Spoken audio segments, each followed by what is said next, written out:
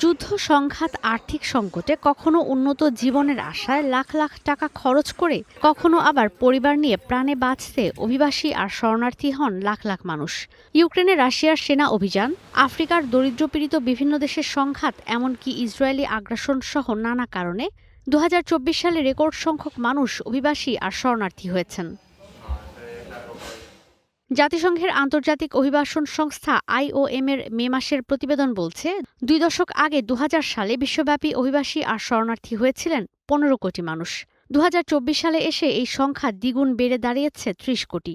আশঙ্কার বিষয়, এর মধ্যে নিজ দেশেই বাস্তুচ্যুত হয়েছেন ৮ কোটি মানুষ আর শরণার্থী হয়েছেন ৩.৫ কোটির বেশি মানুষ। অভ্যন্তরীণভাবে সবচেয়ে বেশি মানুষ বাস্তুচ্যুত হয়েছে Sudan, Syria, Yemen, Afghanistan, Ukraine, মিয়ানমারের মতো দেশ থেকে। এই তালিকায় রয়েছে বাংলাদেশও। জলবায়ু পরিবর্তনের কারণে বিশ্বের বিভিন্ন দেশ থেকে বাস্তুচ্যুত হয়েছে মানুষ। এছাড়াও বিশ্বব্যাপী ২০২৪ সালে যে পরিমাণ মানুষ বাস্তুচ্যুত হয়েছে তার প্রায় অর্ধেকই নারী।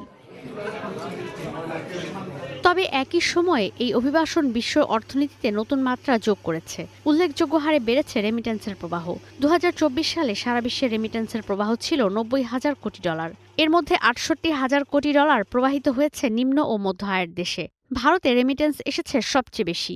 রেমিটেন্স গ্রহণে ২০২৪ সালের তালিকায় অষ্টম অবস্থানে ছিল বাংলাদেশ।